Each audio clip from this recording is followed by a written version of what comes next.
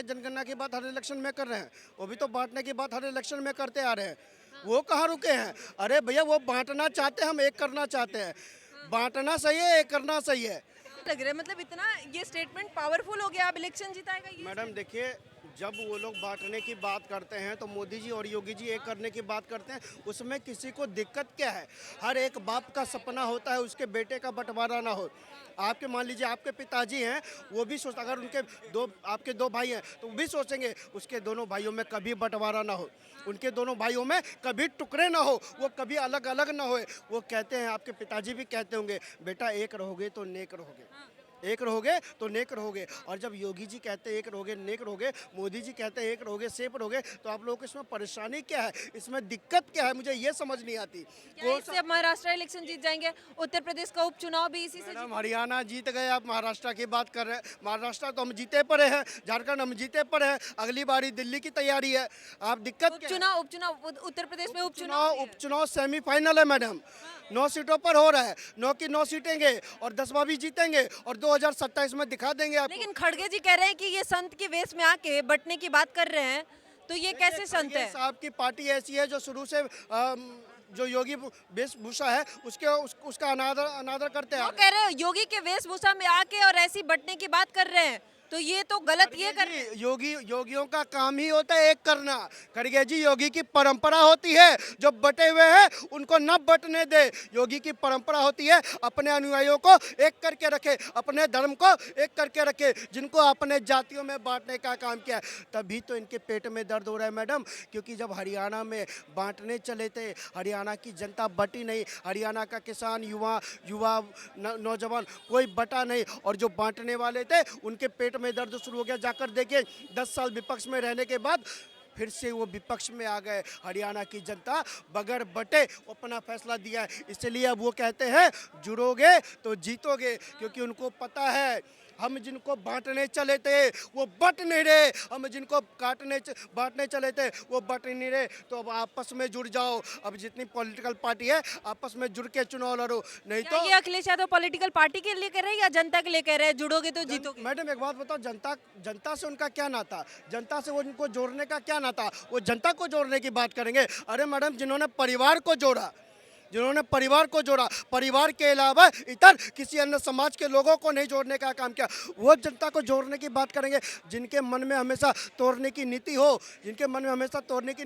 वो जोड़ने की नीति कहाँ? पॉलिटिकल पार्टी को जोड़ने के लिए पॉलिटिकल पार्टी। इसलिए मोदी जी ने कहा एक रहोगे तो सेफ रहोगे, मोदी जी ने कहा बटोगे तो कटोगे, योगी जी ने कहा, लेकिन वो कहते हैं जुड़ोगे तो जीतोगे। इसलिए क्योंकि वो कांग्रेस को धमका रहे हैं कि आ जाओ कांग्रेस, जुड़ जाओ, क्योंकि कांग्रेस 100 साल पुरानी पार्टी बगैर सिंबल के चुनाव लड़ रही है उत्तर प्रदेश में।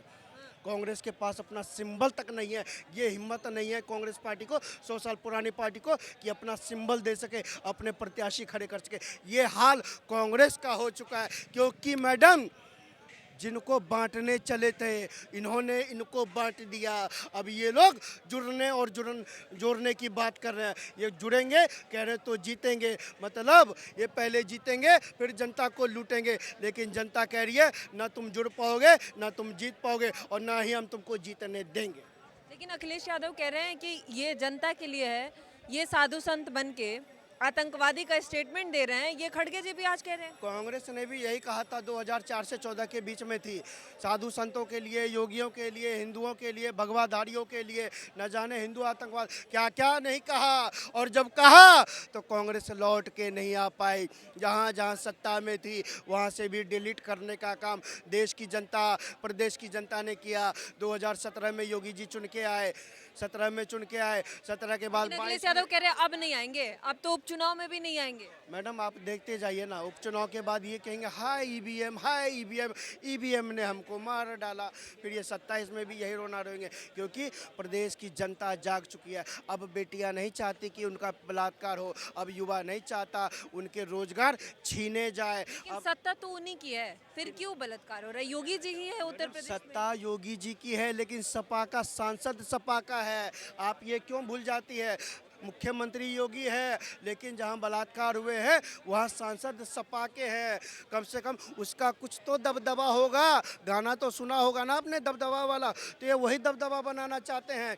लेकिन अब प्रदेश की जनता पूरी तरह से जाग चुकी है, इनके हौसलों को तोड़ने का काम उत्तर प्रदेश की चुनाव में करने वाली है। उत्तर प्रदेश उपचुनाव में नहीं होगा, जनता नहीं मतलब बटेगी। 9 की 9 सीटों पर उत्तर प्रदेश की जनता एक मत होकर, धर्म संप्रदाय जातियां एक मत होकर वोट करने वाली है, क्योंकि इन्होंने दलितों को बांटा, शोषितों को बांटा। तो वो करते हैं ना। मैडम क्या पीडीए की बात करते हैं, योगी जी तो दे तो रहे, पीडीए का मतलब क्या है, तो अब मुझे बताने की जरूरत नहीं है, इनका यही हाल है। जनता इनसे त्रस्त हो चुकी है, अब इनके बस की नहीं है। 2024 सेमीफाइनल है, 27 में आपको दिखाएंगे खेला कैसे होता है। अच्छा, लेकिन कौन सी जनता बटी हुई है जिसकी बात बार बार मैडम बटी वो हुई है, अयोध्या में किसका बलात्कार हुआ, दलित बिटिया का बलात्कार हुआ। गाड़ियों पर चढ़कर किसकी जातियां पूछी गई, पत्रकारों की जातियां पूछी गई, किसकी जातियां पूछी गई, पुलिस वालों की जातियां पूछी गई, किसमें भेदभाव किया गया, जो आईएएस आईपीएस है उनमें भेदभाव किया गया।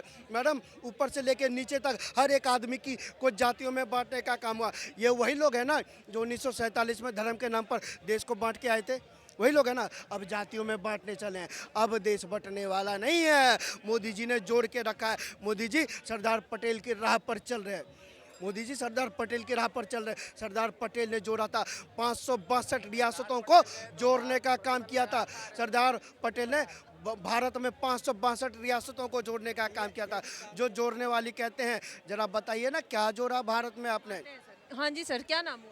मेरा नाम आचार्य प्रतीक है। क्या कह रहे हैं ये स्टेटमेंट, आखिर क्या कह रहा है? इससे चुनाव जीता जा रहा है अब? नहीं, वो तो देखिए जो बटेंगे तो कटेंगे, जितनी भी सारी जो भी सारी चीज़ें चल रही हैं, एक्चुअल में सबसे बड़ी समस्या उसमें ये रही है कि शायद इसमें ये वाली जो अपने जो योगी सरकार ने जो कहा है, तो बहुत लोग का मानना ये है कि ना कि हिंदू मुस्लिम कर रहे हैं। मैं बता दूं कि हिंदू मुस्लिम अभी से नहीं हो रहा है, चाहे वो सपा की रही हो, चाहे कांग्रेस, चाहे किसी की रही हो। मैं तो अभी से भविष्यवाणी करता हूं, और अभी और मैं लिख के दे सकता हूं, यदि केंद्र में यदि सत्ता में अगर कांग्रेस की पार्टी आई, कांग्रेस की पार्टी दोबारा का बहुमत से जीती, तो मैं अभी लिख के दे रहा हूँ कि देश में भयंकर त्रासदी आएगी, भयंकर से भयंकर। क्यों ऐसा क्यों कह रहे हैं? गृह युद्ध हो सकता है। देखिए सबसे बड़ी बात किसके बीच होगा? है किसके बीच होगा? ये, आप जैसे देखिए जो लोग इस समय दब के बैठे हैं, जो लोग इस समय जो इनके आपराधिक प्रवृत्ति के जो इनके सपोर्टर हैं, जो लोग दब के बैठे हैं, कांग्रेस के आते ही सबके हाथ खुल जाएंगे। ना कोई संविधान को मानने वाला, ना किसी हथियार पर कोई पाबंदी, बहुत कुछ हो जाएगा, बहुत कुछ हो जाएगा। और ये लोग चाह रहे हैं कि ये न केन प्रकारेण, बस केवल हम जो है बीजेपी को किसी प्रकार से बदनाम करके, चाहे वीएम को चाहे किसी प्रकार से बदनाम करके हम पर सत्ता में केवल आए। और अनेक प्रकार के लोग चाल भी चलते हैं, और ये बहुत बड़े स्तर पर नहीं, ये बहुत ज़मीनी स्तर पर काम करते हैं, लोगों को बहकाना, है ना। और जो गरीब तबके के जो लोग हैं यहाँ पर, जो कहते हैं बांग्लादेशी यहाँ जो लोग हैं, सबके फेक आईडी कार्ड बनवाना, बहुत सारे प्रकार के स्कैम चल रहे हैं, है ना। ये शायद अब बीजेपी वालों को भी पता है, और यहाँ पर ये लोग करते हैं, वहाँ से वो लोग रोकते हैं, ठीक है ना।